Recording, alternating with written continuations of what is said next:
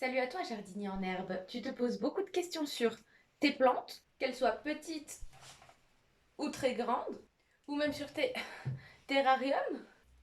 Alors tu es au bon endroit parce qu'ici on parle même des marimots, ces petites boules aquatiques porte-bonheur, mais aussi pyrogravures et toutes mes routines créatives du moment.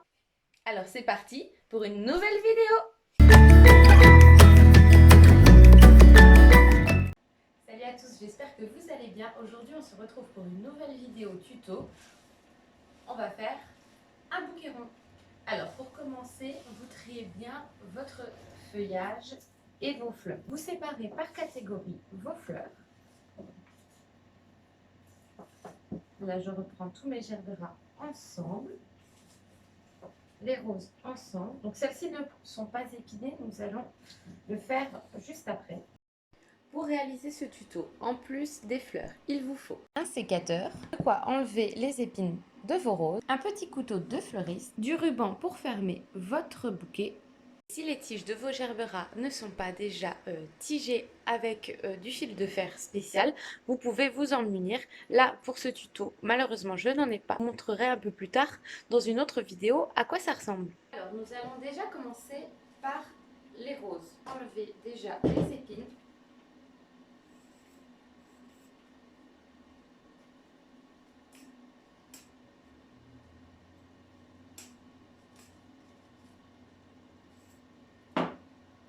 Et les petites feuilles qui ne sont pas belles ou qui sont trop basses.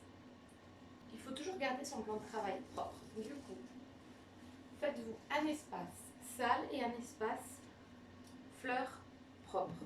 Et du coup, ceci sur toutes les roses. Je vais volontairement enlever le feuillage de toutes les roses car j'ai assez d'autres fleurs, car j'ai beaucoup de feuillage du style eucalyptus. Du coup, je ne veux pas que ça fasse beaucoup trop au feuillage.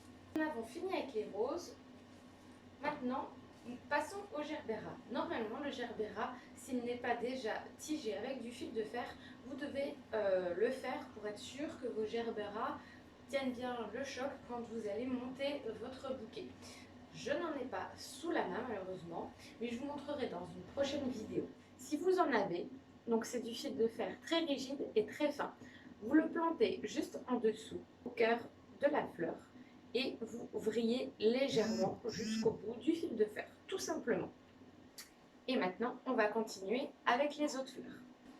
Donc pour celle-ci, par exemple, je choisis d'enlever le feuillage qui se situe vraiment en bas. Il ne faut pas que les tiges qui ont des feuilles baignent dans l'eau. Simplement, c'est moins élégant et l'eau va se salir beaucoup plus vite. Pour que la base de mon bouquet soit moins épaisse, pour ce qui est du feuillage en hauteur, c'est à vous de décider si vous voulez le garder ou non, ou en enlever seulement une petite partie pour que ça fasse moins volumineux. Tout dépend de l'effet que vous voulez faire avec votre bouquet. Et on continue. Je continue avec la même variété, mais en violet. Attention de ne pas enlever les tiges où la fleur est cassée ou pas belle, et les tiges où vous commencez à avoir seulement les petits boutons. Pour ce qui est des hypericums, j'aime assez leurs feuilles. Je vais enlever vraiment juste aussi celle du bas pour garder vraiment les 3 feuilles du haut. Pour ce qui est de l'eucalyptus, c'est uniquement du feuillage. On le laisse donc comme ceci. C'est bon, tout est rangé. Maintenant, je retrie mon feuillage et mes fleurs séparément. Je peux ranger le couteau de fleuriste. La seule chose dont j'aurai besoin maintenant sont le sécateur, le scotch spécial fleuriste. Donc là, on va partir sur un simple bouquet rond. Nous allons partir sur la base avec les roses. Ce sont ces fleurs qu'on va essayer de mettre un petit peu plus en valeur. C'est parti. Je prends la plus grande rose et ensuite, je vais y insérer celle-ci. Donc là, je les mets vraiment côte à côte. Ensuite, je vais tourner légèrement d'un quart mon bouquet. Je vais y insérer un gerbera à la même hauteur. Donc là, vous voyez, la vrille va se commencer. On tourne. Je vais y insérer les autres. Je la mets vraiment dans la continuité de la tige de la gerbera. Elle va légèrement du coup se décaler avec le pincement de doigt. Et je tourne. En fonction de comment vous voulez faire votre bouquet, plus aéré ou non, tout va dépendre de à quelle hauteur vous allez tenir le bouquet. Généralement, c'est à peu près là, juste en dessous du feuillage, à la moitié de la tige que vous allez le tenir. Un eucalyptus, je repars sur une rose, un gerbera, et ensuite nous allons partir sur un violet. Vous pouvez aussi, si vous voyez que votre bouquet, il y a des fleurs qui ne vont pas, vous desserrez un tout petit peu donc votre main du bouquet et vous remontez la fleur. Pour les gerberas, toujours bien tenir la tête par en dessous. Vous voyez, vous avez votre gerbera, vous tenez la tête bien par en dessous et vous relevez délicatement. Une fois que cette technique est bien appliquée, vous continuez et vous voyez votre vrille qui est en train de se créer. Vous pouvez aussi ajouter 2 tiges côte à côte avant tout simplement de faire votre vrille. Vous terminez votre bouquet, donc toujours en faisant votre vrille. Et une fois qu'il est fait, vous ajustez pour voir s'il vous plaît, si vous devez ressortir quelques petites fleurs ou pas. Je vais ressortir un petit peu ce gerbera. Je vais regarder qu'il n'y ait pas trop de feuillage à un seul endroit. Par exemple, vous voyez, là, il y a 2 blancs et un violet. Et je trouve que ça fait un petit peu trop. Je vais donc enlever le violet. Je resserre mon bouquet. Et je vais le positionner juste ici. Pour pas que ma rose soit en fermeture, on va dire. Mon bouquet étant terminé, je vais pouvoir utiliser le fameux scotch de fleuriste.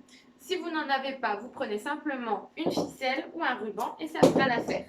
Pour fermer, à partir de là où vous avez votre main, du coup, votre bouquet sera exactement comme ça. Si vous le voulez un peu plus ample, vous descendez votre main, tout simplement, et vous ajustez. Là, pour moi, il me convient. Je mets le scotch au-dessus de la main qui tient. Et on tourne. Quelques tours suffisent.